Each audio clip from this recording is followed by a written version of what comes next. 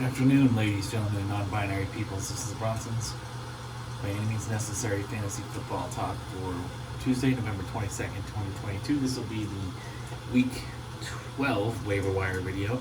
I have 14 big names for you. Good deep list this week mostly because of the running back turmoil and just changing situations that have happened in the last 48, 72 hours.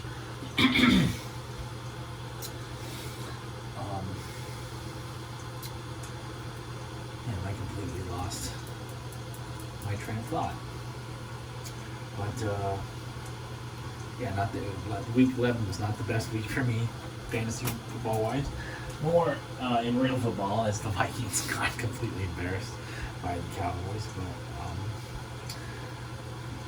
apparently we were overlooked. We completely overlooked the Cowboys. Maybe we were looking ahead to Thanksgiving against the Patriots. I don't know why. I'm much more worried about Dallas than the Patriots. Although Kevin O'Connell did come up, get his start in the Bill Belichick tree. Excuse me. Yeah. So maybe he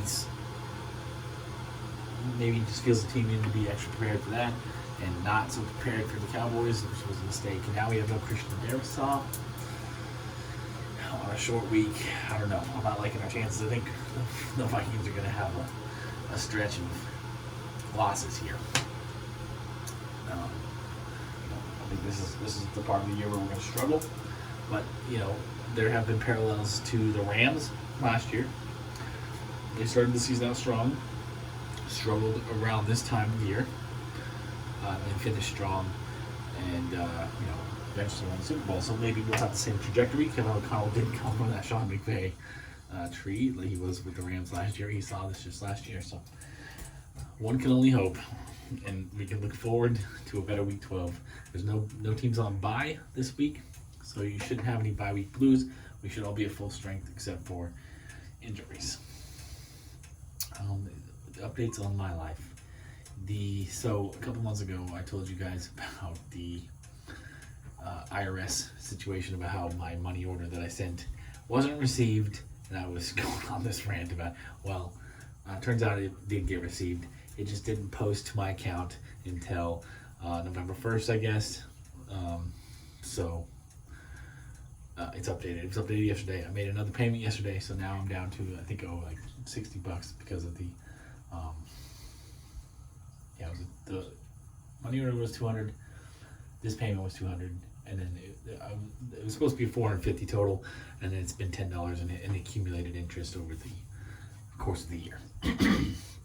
So only $60. So if they do end up garnishing me now, it's not going to hurt that bad. If they end up garnishing me next month, not going to hurt me. So that was positive news. I went and saw my friend.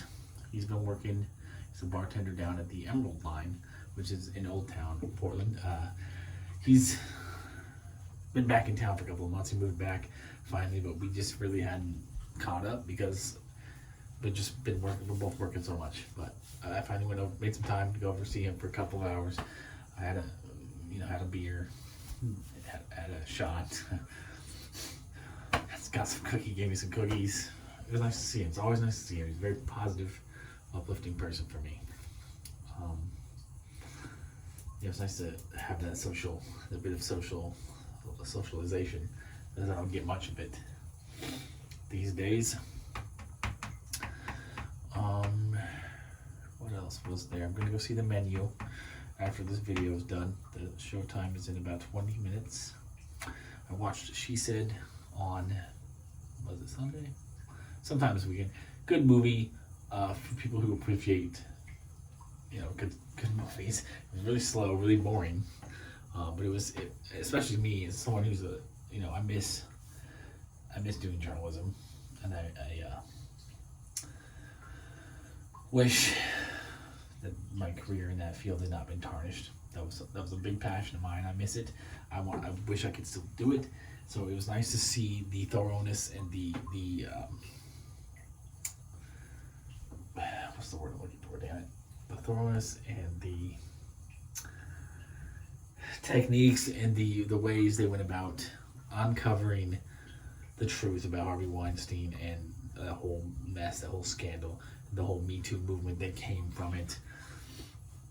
So it was cool to see how it all played out.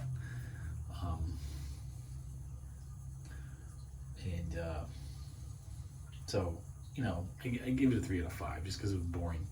There was more action. But it was good. It was a good movie. Good enough movie. And the menu looks interesting. So I'm going to go see that today since it's Discount Tuesday. So I can get concessions for half off or 75% off, whatever it is. I think it's 75% for normal people, but for the classy people like me with the Regal Unlimited, it might be 60 or 65.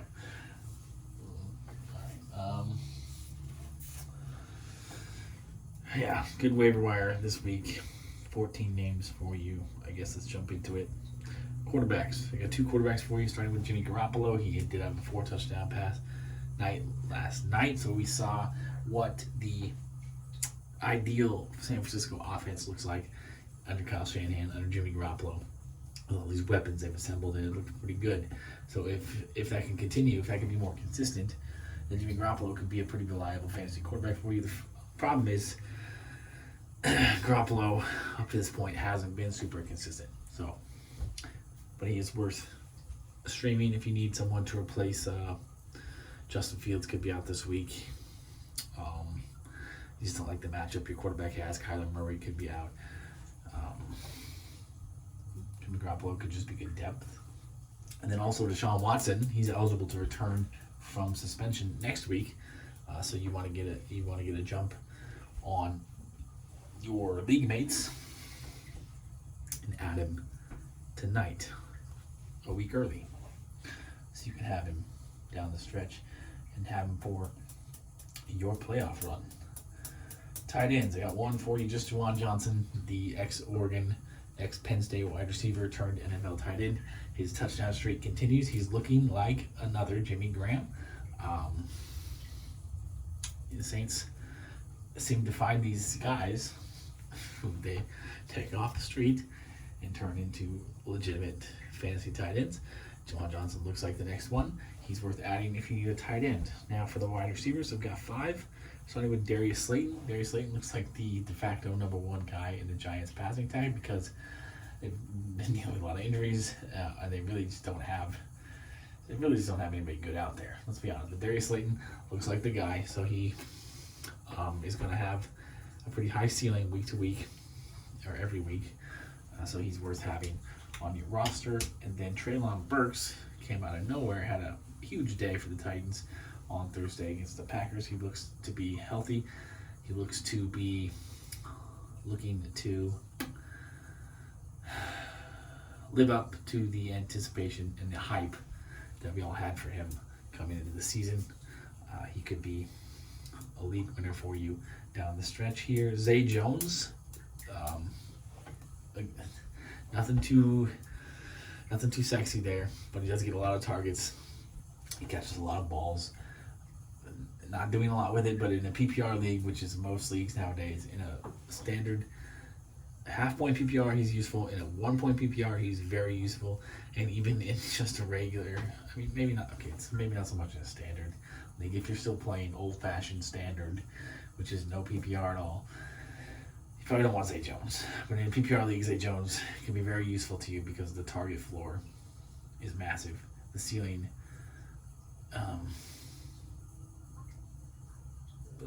high floor, low ceiling. Well, he's the new, looks like the new, Jarvis Landry. When Jarvis Landry first came in with Miami, got a lot of balls, no touchdowns. Zay Jones looks to be fulfilling that role for the Jaguars. Jameson Williams, eligible to return for the Lions, probably won't play here in week 12, but he could definitely play for you in week 13 if you have an open IR spot. Jameson Williams would be a good player to fill it. I really don't understand what's taking him so long to come back from his injury, because I remember, and I mentioned this before, in March at the Combine, he injured himself in January. Okay, the Combine was in March. Everybody said he looked good. In in March. He was able to run. I believe he was able to run in March. So if you can run in March, I don't understand why you can't play football until November. But it is what it is. 11-month recovery, possibly into December. But Jameson Williams, we know he's hugely talented, and he's going to be a guy just like Treylon Burks, who's going to come out of nowhere and win you some matchups down the stretch and in the playoffs. And then Isaiah Hodgins, the former Oregon State Beaver, at the time, I don't know if it's changed. I don't think it's changed. I think he's still the highest rated recruit to go to Oregon State. And at some time, he was a 4-star. I thought he was a really talented wide receiver, just didn't have a whole lot of speed that forced him to fall in the draft. But he's now looking like he's going to be the number 2 guy for the New York Giants, with Sterling Shepard out for the year, Wan'Dale Robinson out for the year. Again, as I mentioned with Darius Slayton, the Giants don't have a lot of options.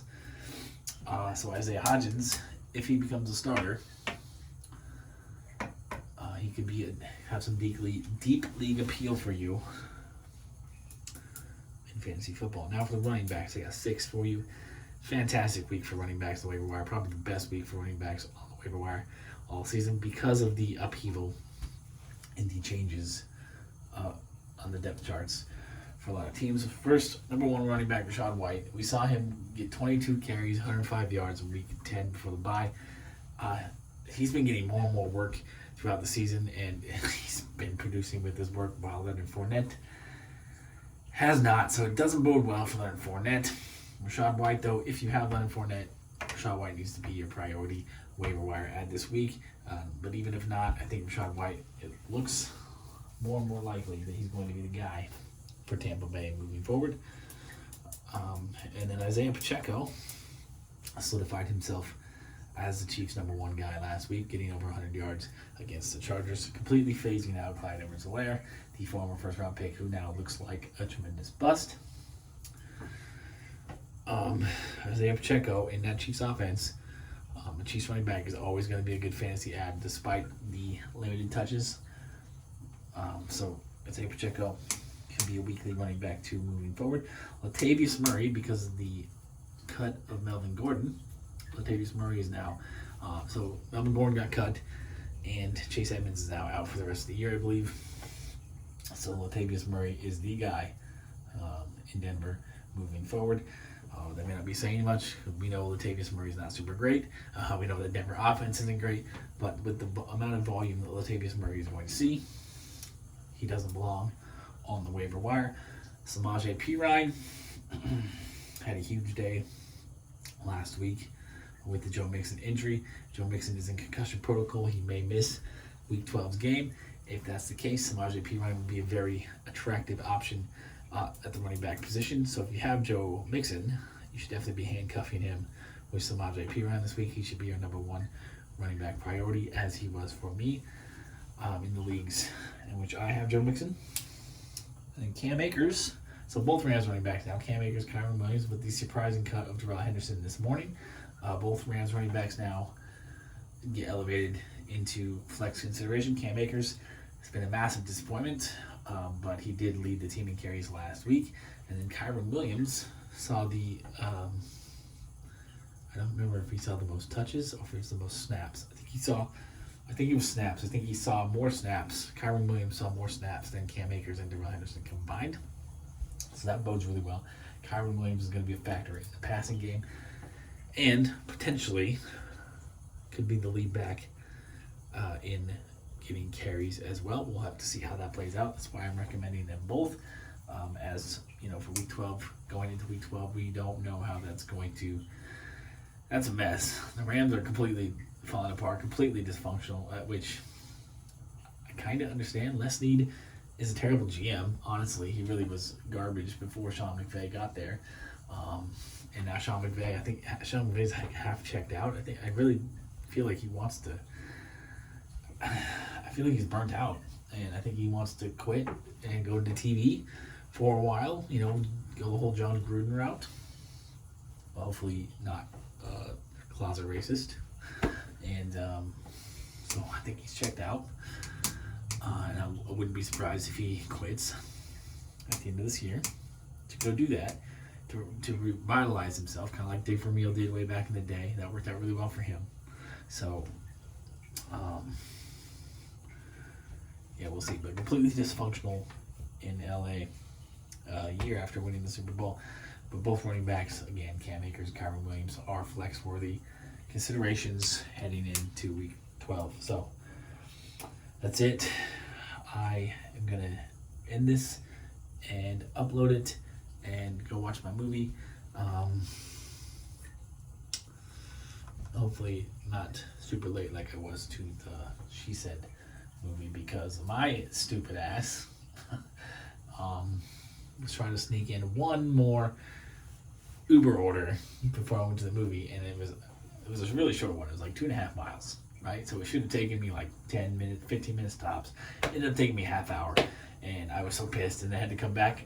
I really necessarily cross town, but I had to come back, down one of the main roads in Vancouver at one of the busier times of day. So a lot of stupid stoplights, a lot of red lights, a lot of traffic. It took me longer than I should have to get to the theater, but luckily there was like a second movie showing. Like there was the one I was trying to get to, and then there was another one like 20 minutes later that was like closed captioned, and I didn't realize it, so I got to sneak into that one and didn't miss anything. But, so yeah, I don't want to do that with the menu. It starts at 3:25. The showing starts at 3:25, so the trailers will start at 3:30. Trailers might be over by 3:45, 3:50 at the latest. So, I got time to get over there. I think it's like 3:20-ish right now. And from my house, in normal traffic, I'll be there in less than 10 minutes. I'll be there in about 6 to 8 minutes, typically, is the timing to go the 3 miles. Because, yes, there's a lot of stoplights between here and there. But